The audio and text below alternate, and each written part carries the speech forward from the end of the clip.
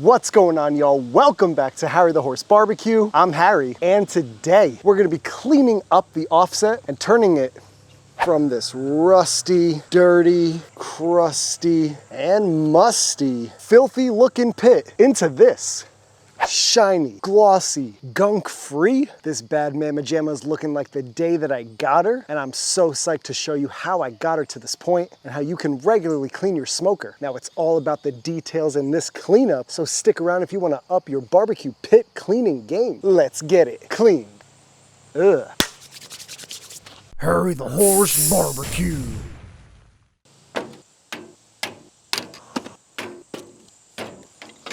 Now, it is a beautiful day outside, and I had to take advantage of it by cleaning up this offset. Now, about a year ago, I picked up this Fat Stack FS120. A lot of negativity surrounding this pit, but I really hope y'all can just take this pit for what it is, how it cooks, and the food that's coming off of it. But nonetheless, it is time to clean up this pit. It is caked in rust, grime, soot, creosote, food, grease, you name it. Now, there's a number of people out there that tell you to not clean your pit because you're losing all the flavor that you've built up, and the real OGs of Harry the Horse Barbecue know this pit. When I first got this pit, a neighbor of mine at the time came over to check it out, and he said, don't clean nothing. He was cooking on a pellet grill at the time and said he didn't clean anything because it's all flavor. And I kind of chuckled and laughed and said, okay, but I knew that that was completely false. I mean, check out this one. I mean, this pit has been neglected for a while, but if you think all of this is just flavor that's built up in here, oof, I don't know about that. But let's take a look at the Fat Stack FS120 and see what we're working with. Ton of rust on this firebox and some water pooling because my driveway is crooked. Firebox door not looking real great, real rusty too.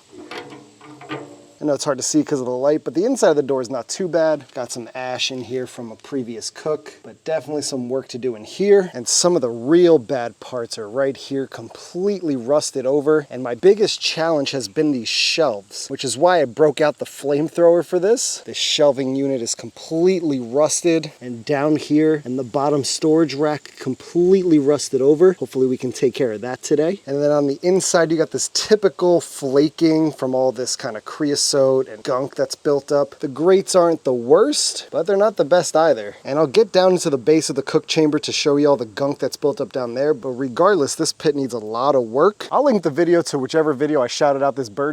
But good Lord, we gotta clean up that bird dookie on there. But in my opinion, everything I just showed y'all is not flavor. They are particulates and rust and gunk that's built up in there. That's only gonna take away from the quality of your barbecue. Now, this is gonna be a dirty job for sure, but as you saw in the intro, I'm trying to use materials and processes that are super clean, super natural. So I won't be using any chemical degreasers or anything like that. Essentially, we're using distilled white vinegar, some mineral spirits, Wagyu beef tallow, some elbow grease, and a power washer to get this job done. So the first thing we're gonna do is tackle the gross grime on the inside. Let's get it cleaned. The first thing we're gonna do is take out the thermometer. Gunked up and greased up, but we want this out of the way because we don't want to mess with it and throw off the calibration. So we just had to take out these screws from this nameplate so this nameplate comes off so we can clean behind it. You want to make sure you get all the ash out of your firebox. If you have an ash pan or some sort of bin to throw this ash in, that's great. I just use an old charcoal bag. Pretty good. Up and under. Okay. Now, this top grate isn't terribly dirty because I rarely use it, but one thing you can do with your racks is take a wire bristle brush and just start to scrape the gunk away. You can see some stuff is starting to fall through already. So I'm gonna give both these grates a quick pass over with this wire brush. I know some people are afraid of these bristles falling out and getting in food, but we're gonna clean this really well. Honestly, I'm just gonna power wash these to get them really clean. And the same thing on the main cooking grate, just gonna give it a once over. Ooh. The main goal is to knock all the crud and gunk into the base of the cook chamber so we can scrape it all out. But now we can clearly see the inside of the pit. Here's the exchange, a lot of grease buildup down there, but not terrible. I mean, I've seen a lot worse pits in my day, but still got a lot of gunk and grime to clean out, especially over here by the exhaust and the smokestack. A lot of buildup over there. So our goal now is to kind of scrape this gunk out, and at the same time, we're gonna knock all this junk off the door. A bench scraper works really well here because it can kind of match the curvature of the door and of the smoker. Yeah, that's what we're looking for. Now, this is basically what you want. You're kind of scraping this down to the bare steel, which is bare minimum, the least you can do to clean up your smoker. And it's a fairly windy day, so every time I scrape, I'm not sure if y'all can see the debris flying, but it's flying right into my face. But that's looking pretty good. Let's get to the cook chamber. Not the best lighting, but essentially all I'm gonna do is just the same thing. I'm gonna scrape around the curvature of the cook chamber and then gather all this gunk together. Yeah, that's a major difference. Good Lord, it doesn't look like there's a lot of buildup, but man, once you get in there, whew, after a bit of scraping, you can see a major difference in the walls of this cook chamber. We're able to remove most of the creosote and the gunk and the grime that was built up on the walls of the cook chamber. Now we just have a big old slimy pile of grime and grease and debris all down here that we gotta scrape out. But before that, we really need to tackle near the smokestack. So let's do that. It's gonna be a little tricky, but just gotta get in there. Oh, did you hear that? Yeah, a lot of grime in there. It's kind of tricky because of this angle iron for these racks. So the bench scraper isn't really matching the curvature of the end cap of this tank. So I'm gonna try using a regular kind of razor to scrape off a lot of the stuff that I'm missing. Oh yeah, much better. Whew. A lot less surface area, but it's getting the job done more or less. Oof, debris flying everywhere in my face. Look at that. Whew.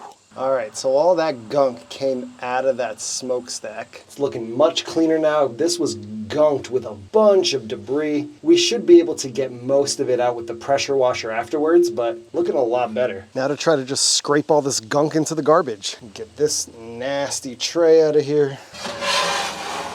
All right, so at the end of all the scraping, this is what we're looking like, and this could be a place where you could stop once you scrape all the gunk out of here. But I have a bit of an issue where there's been a lot of grease and water buildup in here, and everything's really kind of soupy. And you know, you could do a number of things to get this out, use some paper towels, some rags, a shop vac, whatever. But I'm breaking out the power washer anyway, so I'm gonna power wash the inside of this. The power washing will help knock the rest of that grime and grease down the grease drain, and then we should be ready for the outside of the smoker. Not looking too bad though. Am I looking bad? My arm is definitely getting the worst of this, but something we gotta do. Let's break out that power washer.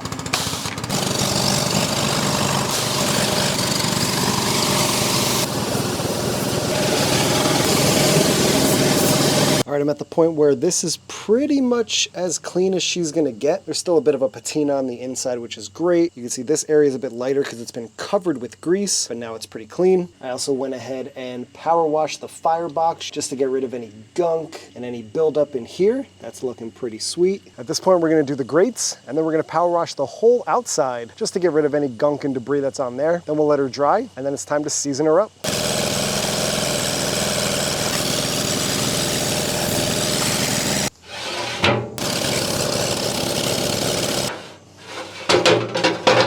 All right, y'all, so these grates proved to be a little bit more difficult to clean than I thought. Hitting them with the power washer really didn't take away some of the really caked on stuff, but we got most of the debris off, which is great. The top rack cleaned up a bit better because it's less used, but overall it is way cleaner than when we started, which is amazing. Now I'm gonna power wash the entire exterior just to knock off some debris and gunk. Close her down. Boom. I got the camera all wet.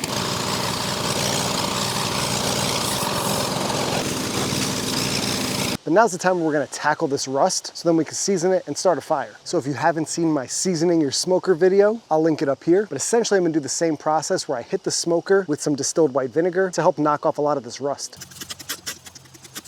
Don't spray vinegar against the wind.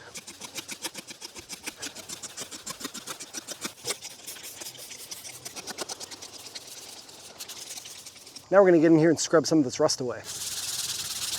Oof, and there is a lot of it.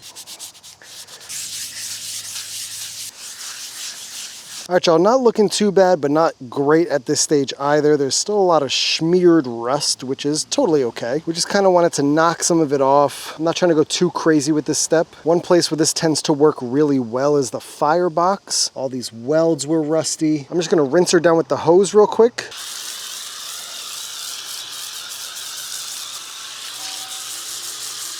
Definitely looking a little more chalky right now. You know, you could spend all day scrubbing this thing, but I think lighting a fire and hitting this thing with some heat and some oil will really take care of that rust and have that patina set in. But let's try to strip off a little more of that grease and grime with the mineral spirits. So here's what we're using. Drop a little on the sponge and get to work.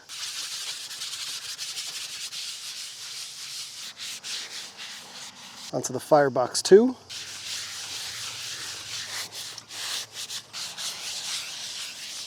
All right, y'all, the mineral spirits have been applied and I was pretty diligent with it. Pretty much trying to cover every bit of the smoker, including the stack. Now all we gotta do is let the mineral spirits dry, then we can burn her out. I'm excited to light her up. Now that the mineral spirits have pretty much dried out on the exterior of the smoker, we could start to lube this baby up so we can burn it in and really set on that oil coating. So let's start with the inside. Now to season up a smoker, my preferred oil or fat of choice, of course, is Wagyu beef tallow spray. I use this in my seasoning your smoker video and it works great. So we're gonna start with the door. Now we'll get after the interior.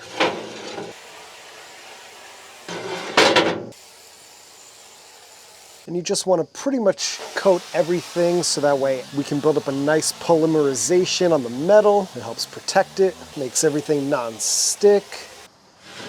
And one of the most important locations to spray down is the firebox area. It tends to rust really quickly, but a quick spray every time you start to cook could really help preserve it over time. Now you can see I'm pretty much out of Wagyu beef tallow spray, but I definitely wanted to hit this firebox because it is a firebox griddle and I want to be cooking on it, so lubing it up with some Wagyu beef tallow spray sounds pretty good to me. Now I had a sneaking suspicion that those 2 cans of Wagyu beef tallow were not going to be enough to season and coat this entire smoker. So I wanted to prioritize the interior because I feel like seasoning the inside with Wagyu beef tallow is really good. Also, the firebox was a big priority for the Wagyu beef tallow. I wanted to lube it up like a cast iron skillet. Now, using that Wagyu beef tallow on the exterior of the smoker is a great idea. However, it can be a wee bit sticky. If you've got a bunch of pollen and leaves and debris falling down in your yard, it may stick to the exterior of your grill. So to finish off the coating of this smoker on the exterior, I'll be using some straight up PAM, just the easiest solution, and it's pretty cheap. So let's close her down and get to spraying.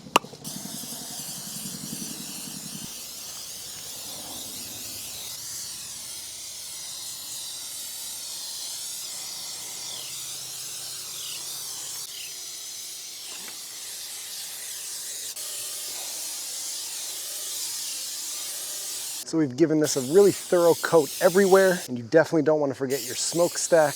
And again, hitting your exterior of your smoker with this oil, it's going to help polymerize this oil and form a protective coating, which is going to allow your smoker to last a long time out here in the elements. So I've pretty much hit this smoker from head to toe with a combination of PAM and Wagyu beef tallow. And she's looking glossed up and bossed up. And we can't forget the backside. She's looking shiny and glossy. Now I left the racks unattended to for the moment, but she's looking good. All we got to do is light a fire. And I think this just may be one of my favorite moments in barbecue.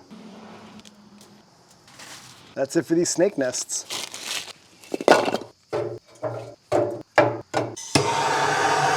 Let's just see where that gets us. Is there anything more peaceful than lighting a fire for the first time in a clean smoker? Whew, gotta love it. Lastly, we're gonna add our cleaned up Tell True thermometer.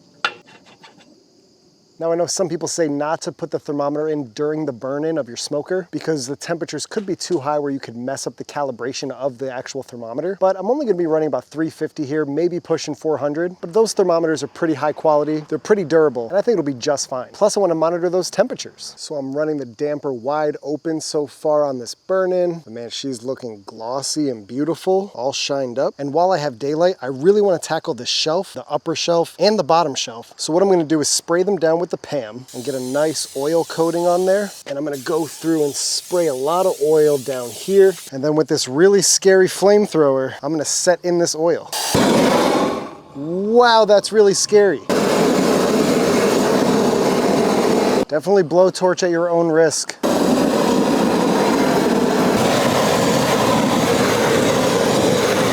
All right, y'all, we're still getting up to temp on the burn-in in the smoker, but you can see my work with the blowtorch set in a pretty nice patina on the shelf and on the bottom shelf. I'm pretty happy with this. I still may need to hit it a bit more with the blowtorch because it's still a bit greasy, but it's definitely set on a really nice coating on the legs, on these little supports on either side. Hopefully that does the trick, but man, she is looking gorgeous.